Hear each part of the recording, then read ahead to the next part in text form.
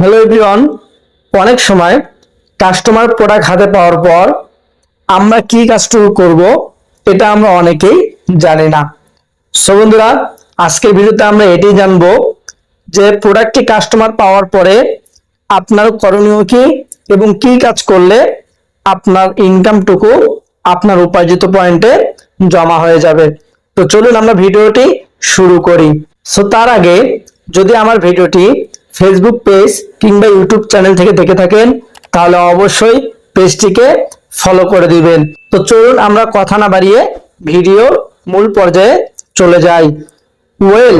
আমরা সর্বপ্রথম সেলফ অ্যাপ্লিকেশনের ভিতরে প্রবেশ করে নেব।